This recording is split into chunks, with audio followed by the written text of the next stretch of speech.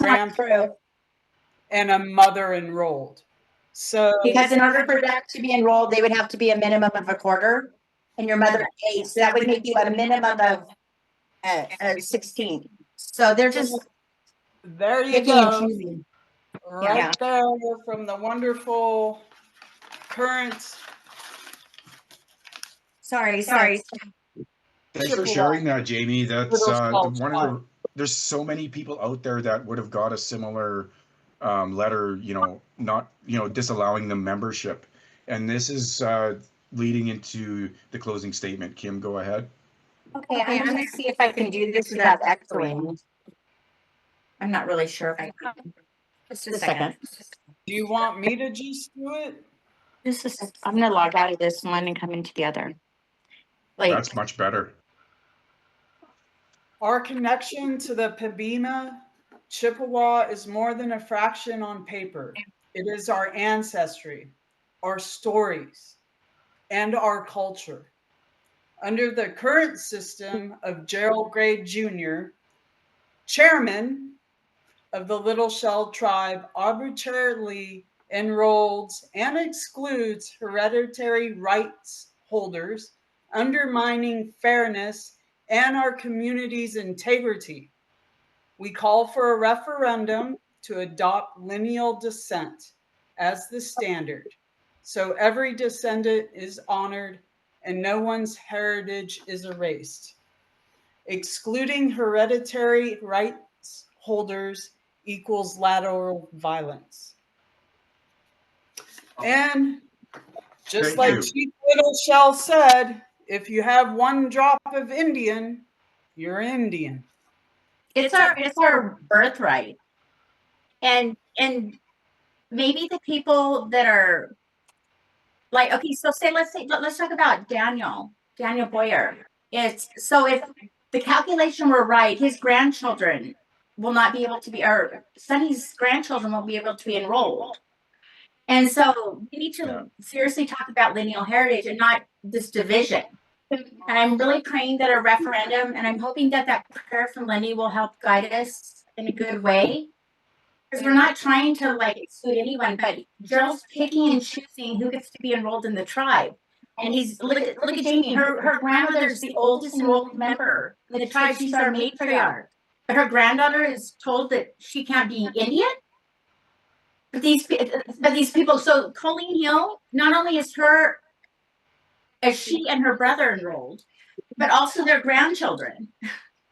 So and their having blood to tell quantum is someone like below 5%. And then Jamie, her grandmother, our matriarch, is not allowed to be enrolled.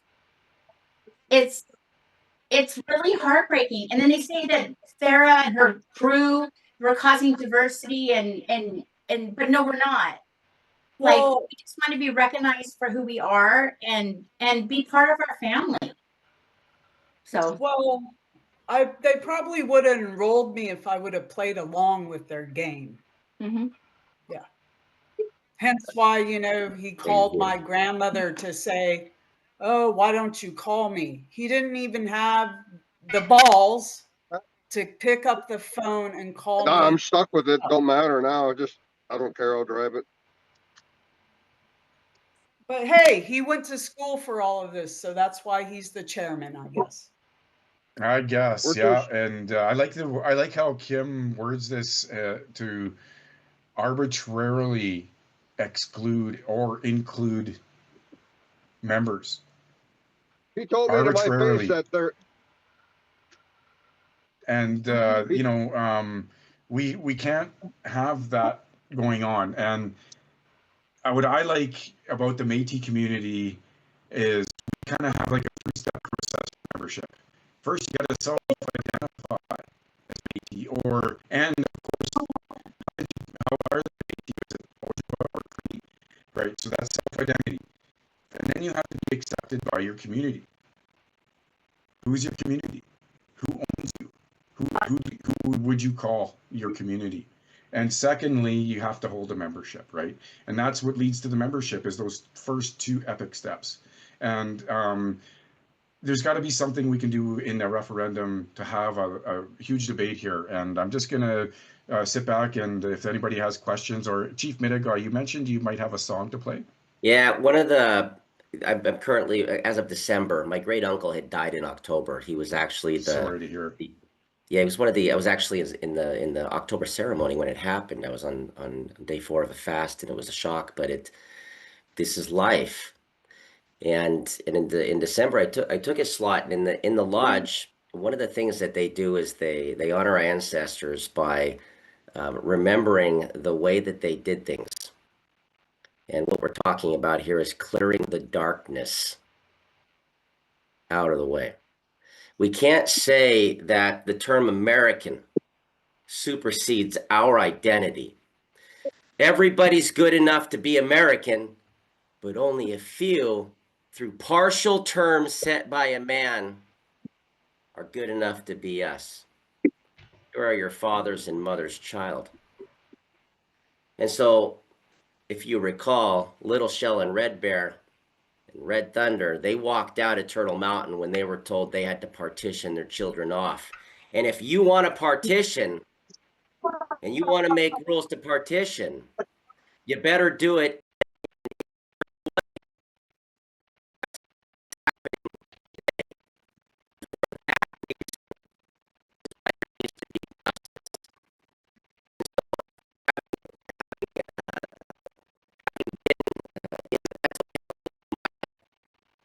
The Legal Council of the Salish and the Anishinaabe at the Great Lakes, which you are a part of that great family. I bring a song from the lodge of support and any letters that Chief Sarah needs in support from Central or North America. There are 108 chiefs right now, that are ready to sign a piece of paper of support with you for lineal descent. This has been spoken to me before. We're pushing it across the board. Their identity cannot have a higher supremacy than ours. Everybody's good enough for theirs, but nobody's good enough for ours. It's who's your mother and father and what community claims you. Period. First time I ever met Sarah, she told me that. That's the whole truth. So I'm going to share this song with you. It's one of our main songs, and what it means is that we're clearing the darkness, and we know our ancestors are with us, and they're certainly with you, or else you wouldn't keep going. And keep doing the fight, Jamie. Keep in the fight. Don't quit. You're very much in combat at the moment, and so stay in it, and you'll win. So I'm gonna share this with you. Kinani he, kinani we, manadu, kinana wine, kinana wine, kinana wine, manadu wahig, gejiki kawide, tamune kijigawida munade. Wane ohone geshigoni kose we heya wanishina yana hishi meyane hey na hishi meyane hey manadu hey ne medawi. When she hone say hey ne, when she hone say hey, mi shakwoti ne bewe ne, nibeji manadu yani kame ni ne yanoi. Ansho we may no ki manadu shingwe yodi. Miigwech. Keep going.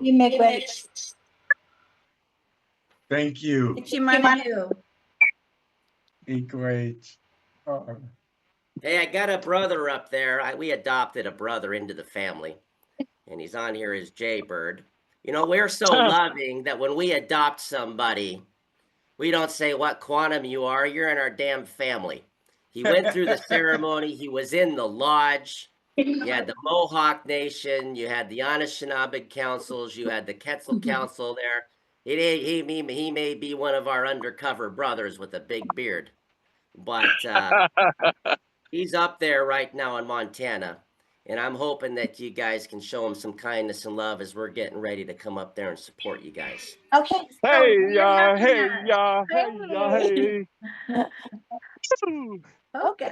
Big So one. we're having a Montana Midship Heritage Foundation booth at the Show Trade Festival September 6th. You're welcome to join us, Gaber. Chimigwich, my family, my relations.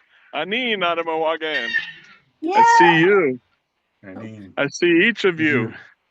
I see you as my brother and sister from Great Creator.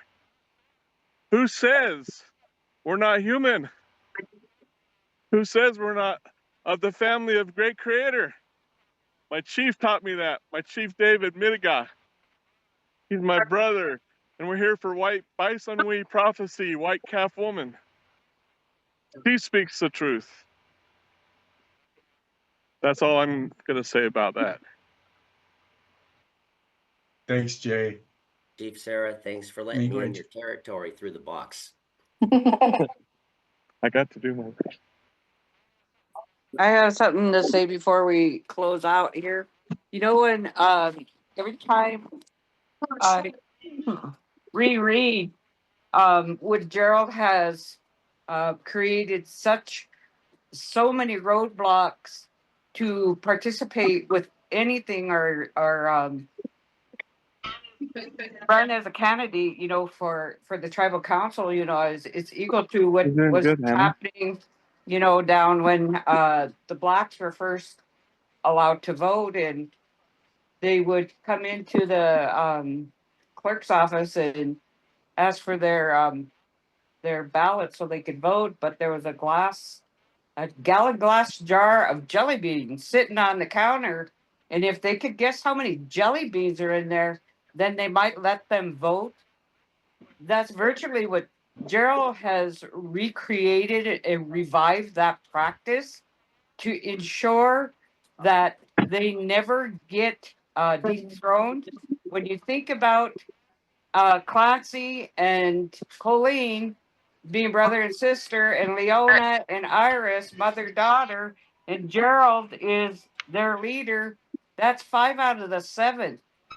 They would never, ever, ever. The other 2 fools that are on the council will never. Their vote's never going to count. It's just a seat filled. And it's an insult. It's an insult to think that we're that stupid that we haven't figured that one out. But what gets my goat and keeps re-energizing me is this business about you have to be a tribal member in good standing. You can't be if you're in suspension, you can't do this, this, and this, and this. And it's like when they got that certified letter saying that I was found guilty of not following the 7 grandfathers' teachings, I started laughing. What the hell are these people talking about? They don't even know what it is to be an Indian. They don't even know what it is to be Métis. But now they're holding that LaFountain family down at Lewistown. They're having their Métis celebration. They don't know jack about the Métis culture either. I actually know both. It's so I'm sitting there. It galls me though to think that this person has the gall to take people like me and my family and put us in suspension.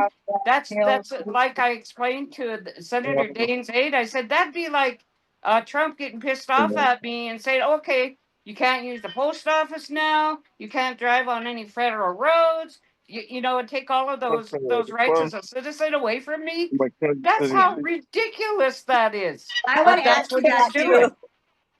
Sarah, if I can answer that, let me go. So what they did was they gave their own interpretation of the 7 grandfather teachings. And they told her if they don't follow their interpretation, that she would be suspended and they would take away her right to join the community. It was stupid stuff like the biggest shame is to be ostracized from your community. That was like one of their definitions. And they took a personal sacred teaching and they interpreted how they wanted, and they told Sarah they were going to ban her. Like, That's like the government banning us from being Indians. We're not going to recognize you. You're not really Indians. It's like how ridiculous that is to allow somebody else to dictate who you are.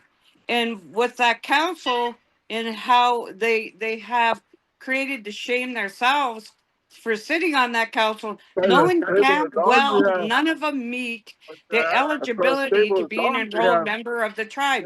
That bothers me. So, if they want to keep shaking Yeah, their I'm big old thinking, long mommy's finger at me and threatening me, see a lot of keep mix, but doing it. this one right here, the big one. wait, Yeah, everybody he mute looks if like you're not he's a talking. full-on. Jay, go on mute. Jay, go on mute. Yeah. Mute. And Oh, sorry. Sorry furthermore, about they that. said that they Sorry would about that. fine her any federal funds allotted to her if she doesn't follow their interpretation of the seven grandfather teachings. And so I think that's a violation of Religious Freedom Act and the Civil Rights Act.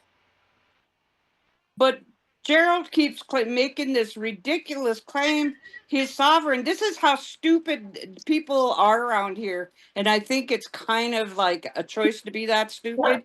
Whereas he claims that that no local law enforcement, county, state, or federal have any jurisdiction over him, but they have it over the tribal members. How does that work? It's like, are you guys all really that stupid that you buy that? Yes, he is.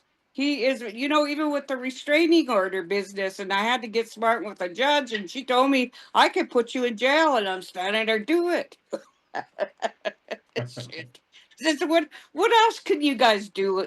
I mean, when you think about the totality of the history, they have exterminated 98% of the native people.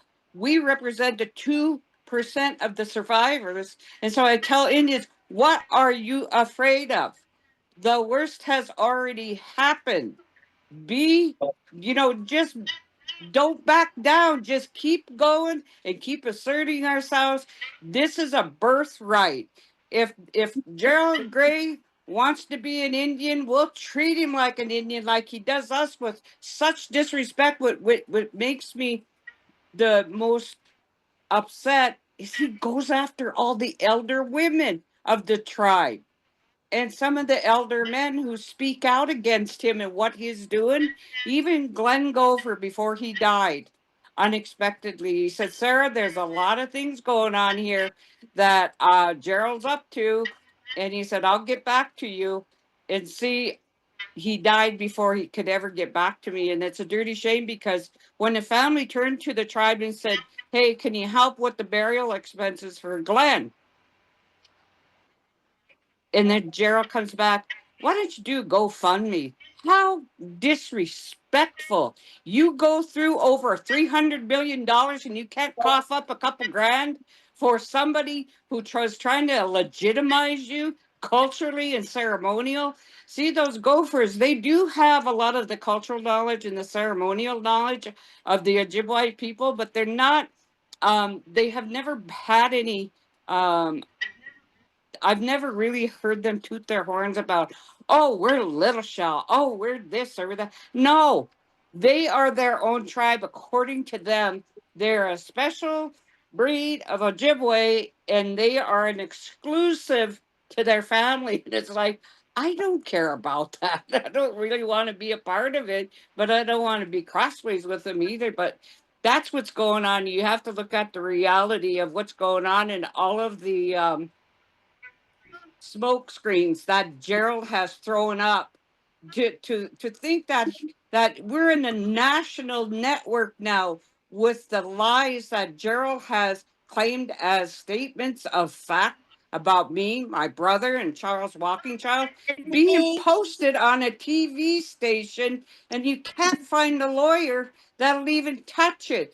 That is so defamatory and inflammatory, and that's what it's meant to do, is to try to kneecap us before we say anything. It's just like having this genealogy meeting.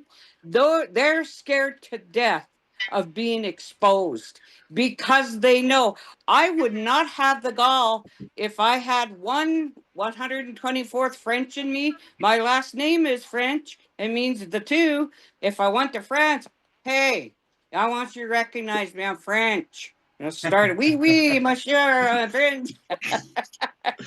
Well, we'll Comment cover not. allez-vous? Anyway, but that's how ridiculous it would. I'd be embarrassed to go over to France and say, "Hey, would you recognize me and bring me into the French tribe now? I'm tired of being an Indian." But it's kind of ridiculous when you think about it. But it's really been a very difficult road, but there was only a couple days ago where I felt a little deflated because my brother-in-law said, "Well, Sarah, the government's in on this. You know that you're fighting the government." And I looked at him and I know what you're talking about. They've always been behind the undermining of Indians. When did you figure that out? I knew it all along. Because if they see Indians fighting among themselves and taking each other out, saves them the trouble. And so we play into it, but not in this case, because what we're fighting against is the massive fraud. And if it was about the money, like they try to point fingers at us, oh, it's just because they want the money. What money? Gerald made sure I didn't get shit. He made sure, and then they make the claim, oh, she's getting it from Rocky Boy too, so she's double dipping. The gall after they stole over $300 million from our tribal people. The gall to think that I got maybe $1,000 that I wasn't supposed to get was an absolute lie. And even if it was true, it couldn't compare to the 300 million they stole from our people. That's what makes me angry. It's not about the money for me personally, because if it was about the money, I could go re-enroll in Rocky Boy. And there's certain things that they do for us tribal members, especially us elders, that Gerald will not do. He said, we don't have money for that. My friend sends me $5,000 every year to feed our people. You think Gerald, his idea of food sovereignty, we'll go get food from the food bank and we'll say that's our food sovereignty program. What? You got that from the food bank, you nitwit? But that's kind of ridiculous things that these people really think that he's doing something great for us. Yeah, he's going around like he's a real estate mogul, buying up all these properties. How did that ever benefit us?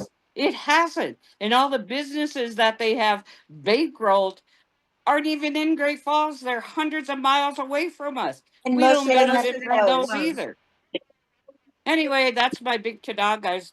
But I think that it deserves some recognition that everybody's aware of what's actually going on here in Great Falls and not allow ourselves to lose our focus, because that's what the Lugadoo do. And they try to, in the trickster, that we've learned about, they try to redirect our attention. Don't look at me, look over here. This is what's really going on. And that's an age-old trick to try to redirect our attentions away from what's really going on. Right under our noses, all of this is going on.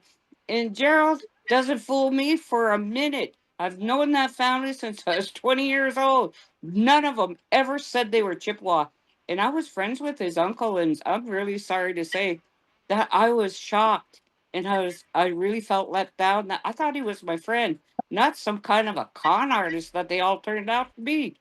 But anyway, you guys hang in there with the rest of us, because I might be 70 years old, but I tell you what, I still feel energized. Every time they do something nasty to the people, all it does is re-energize me. See, if you start doing nice things, then I back off. But if you do mean things, that's just like automatic. And I think it's in the DNA because of the Ledoux family. When you look back into our family lineage, we never, ever were a people to allow somebody to come in and do us in. We just didn't roll like that. And so I take great pride in that. And my brother too, he will back down, but Anyway, I was thinking, gee, we gotta pool our money, you guys, and get Gerald big ugly ribbon dress. Put that on him. And he can find some of the women. Yeah, a real Yeah. ugly one though. But anyway, I love all you guys, and I hope that you hang in there with us, because we'll quit when we get to the end, okay? Yeah. It's Okay. hard Yeah. sometimes with their stalking ads, taking pictures of our cars, posting lies to try and discredit us. But I just don't even look anymore. I just keep filing. Every time I see that, I'm not gonna lie. I file 8 complaints and I do some research. Yep. Yeah. Thanks for sharing that, Sarah. I always love hearing you talk about everything that's going on, because that perspective from your viewpoint is critical. Because most of us hear, from a distance, but you're right there at the traditional homeland. And I did a lot of research on connecting Chief Rocky Boy to Chief Mountain Lion lineage. And man, every time I open up a genealogy research report, I find something out new. And Chief Rocky Boy is a grandson of Chief Peachy. Yeah, it's very interesting. And they were considered all Chippewa. Like even Big Bear had he was Ojibwe, half Ojibwe and half Cree himself. His family's from maybe 50 miles down the road from where I stream my video tonight, down at Lac La Biche. Lac La Biche was a horrible, horrible Catholic mission, very similar to what St. Peter's mission was, where Louis Riel taught. Very similar. It was all over. And but we're still here. I'm still here. Yeah. Isn't that cool to find out that Don the Rock's grandpa is Sarah's, like, Don. Yeah. Speaking of Chief Mountain Lion, like, isn't that cool to know that you're that closely related to Sarah? I'm sorry, my dogs just started going off as you started speaking. I couldn't hear you. I said Chief Mountain Lion and Sarah. Can you say it again, Carl? Like, because that's pretty cool that they're related that closely. And here we all are. Chief Rocky Boy, his last name is Pichet. Pichet, huh? Yeah, he's Mountain Lion's grandpa, or grandson, I should say. Like, it only comes down from one generation, right? And so I have to pull up my genealogy tree again, but I put a thing up on Twitter about it, because every time I discover something new, I just have to share it, because for me, it's such a big story. And so Chief Rocky Boy does eventually meet up with Chief Little Shell 3, or Essence, or Away Bitang. I forget the Way Bitang. Rest Along the Way was one of his traditional names as well. During the Macomber era, Thomas Little Shell 3 didn't leave Turtle Mountain. Macomber said, "Get the hell out of here, or you're going to jail." Yeah. So he said, "Screw you, I'm going to go hang out with my buddy, Chief Rocky Boy." That's Mountain Lion's grandson. Oh, Chief yeah. Peachy's Mountain Lion's grandson. Oh, cool. That's interesting. That was very interesting. And the thing that I find even more interesting about it in the end is Chief Mountain Lion's wife, Madeline Pichet, or I believe that's one of his daughters, sorry, ends up in the Pembina Treaty when she's aging, of course, towards her end of life, as she very well cared for by the LaRock family, by the way. Yeah, I'm familiar with the name in their history, yeah. Yeah, that's interesting. We all have a shared history, right? And no kidding. I'm just getting dizzy standing here. One of my heart medicines affects me like that. Yeah, I'm glad you're here to at least say hello, Don. Glad you checked in with us. And if anybody else has something else they want to ask us, or ask our Elder Don, or Chief Sarah, or Chief Midegah, we're open for questions right now. If you have any questions on research or any other things that we're just in a discussion, so I'll just keep passing the mic on.